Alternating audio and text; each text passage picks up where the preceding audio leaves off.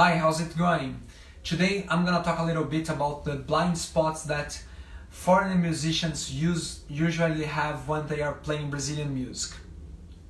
Alright, I'm gonna start talking about them, showing some examples, and then I'm gonna talk a little bit more.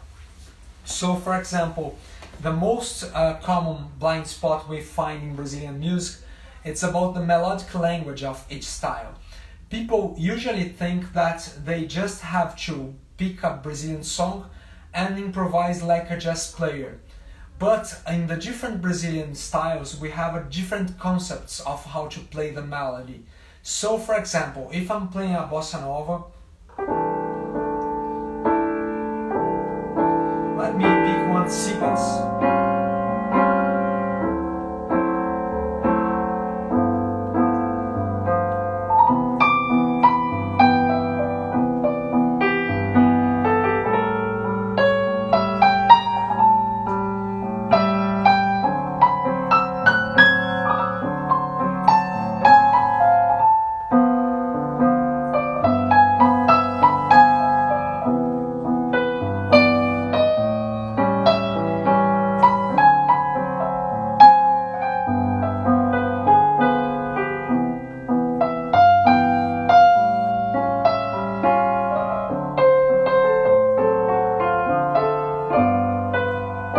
So this is a typical improvising bossa nova where I've used a more legato melody, and I didn't do so many accents, so many strong accents. The melodies in bossa nova are a little bit more soft. Then I'm gonna do the same sequence playing a samba.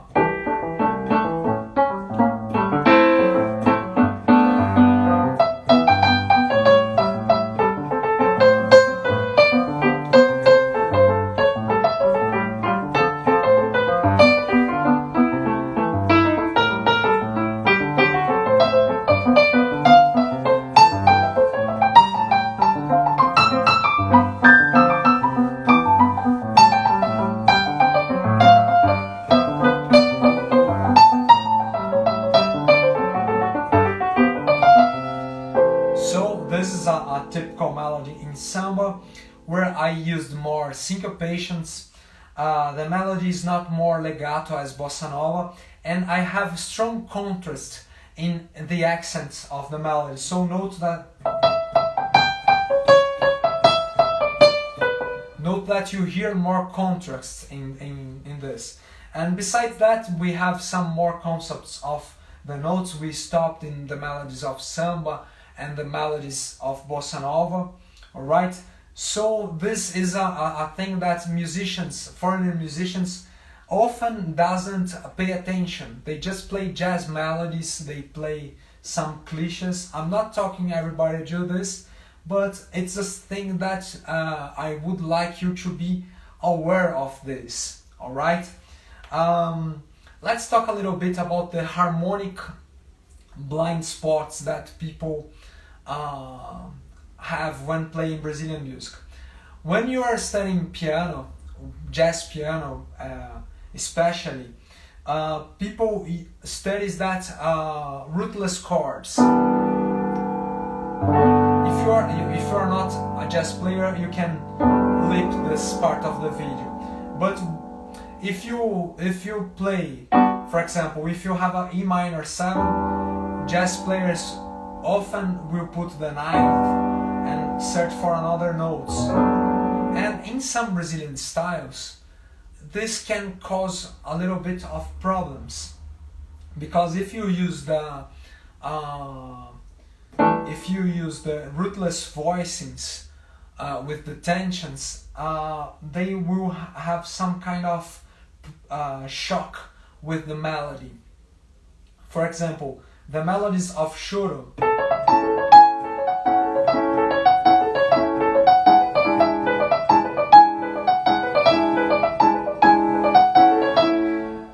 are more simple, and if you use a major 7 chord, you're gonna have problems with this chord. So in some styles we have to take to take care of some harmonic details to sound inside the language. And even there are some styles that we don't have a harmony, so we have to be careful in our choices on the harmony to sound inside the language of that style. Other thing that in Brazilian music we have much more than the rootless chords. We in Brazilian music we use a lot of inversions. We have a lot of typical chords. For example, in the song Waters of March,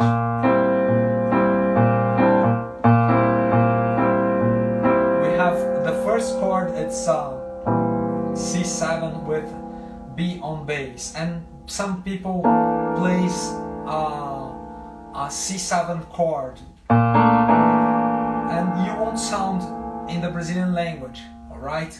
So there are a lot of progressions that you have to take care to sound in a more Brazilian way, alright? Don't think that jazz solutions will solve everything, alright? Let's talk about the rhythmic blind spots that people often have. One of them, talking about rhythm, let's talk about one before, the recognition of styles. This is very important. Recognition of styles. It's one thing that people make helps people make wrong choices in their play. For example, another day, a student of mine was playing. He told me a bossa nova, but when I hear it, I realized that it was a Afro Samba, and Afro Samba has its own melodic language. For example,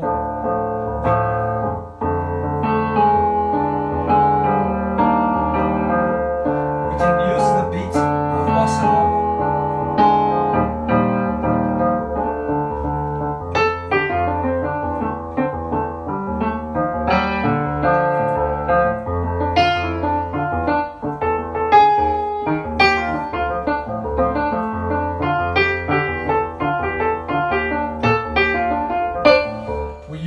For example, more pentatonic scales to create melodies. We can sound a little bit more percussive like in samba. So the recognition of styles, it's very important when you are playing Brazilian music to adjust your concept of playing. Alright, for many people this they just think oh is bossa nova or oh is samba, but we have a lot of similar styles with different choices, with different ways of thinking, with different groups that plays it, that will change everything in what you do. Alright? For example, this I'm gonna show you Samba chorado. It's a mixture of samba and choro.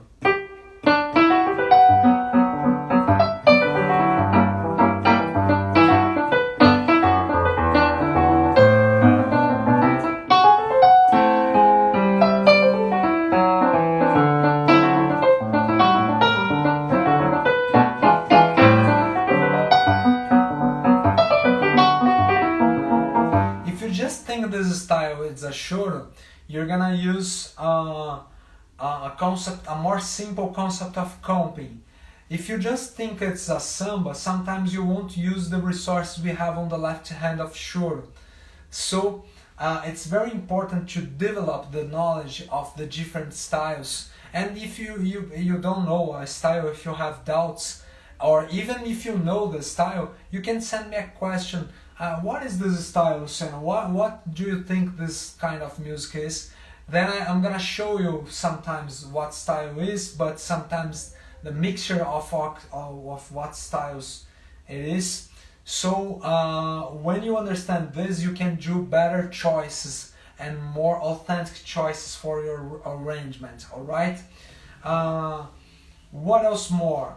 Now let's talk about rhythm. In rhythm we find a lot of blind spots, and I think one of them it's on the about the articulation. I've often showed you, for example, the articulation of the bass in Bossa Nova.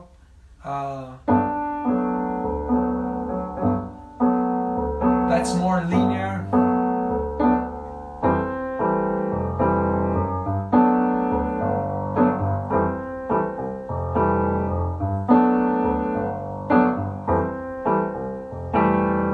Then samba, that we have a strong accent. People recognize a bossa nova as a samba sometimes and don't do the accent of the surdo.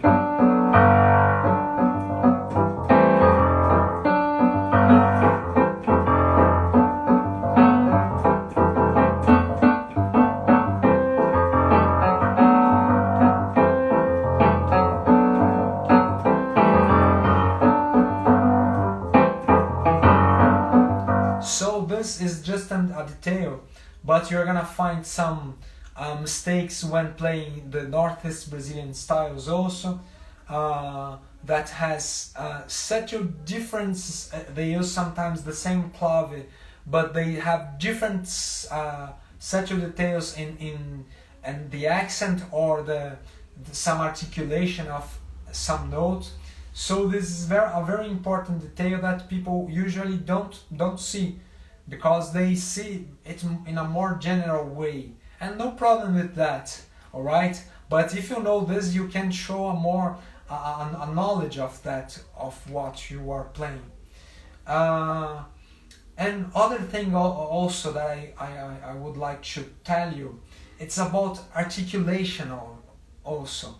Some people, I was talking about the melodic language at the beginning of the live, and when we see people playing Brazilian music, they sometimes improvise more linear phrases. For example,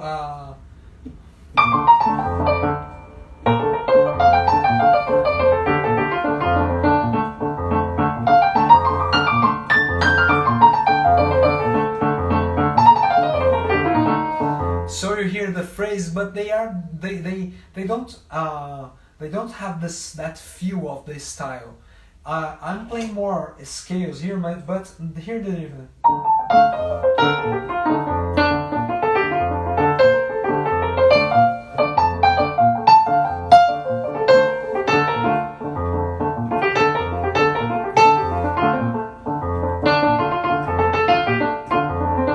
So here we feel the articulation that is joining some percussive instruments. And when you're playing some phrase with more notes, this is gonna give more authenticity for your song, because you're playing more notes, but you are creating the feel of that style. Let me, for example, use this in Baião.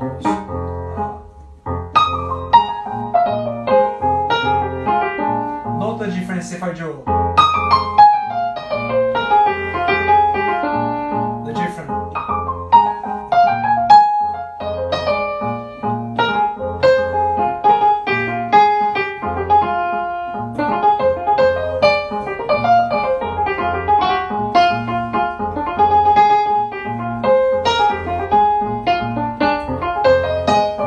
Note the difference of playing of this. Note when the phrase is alive.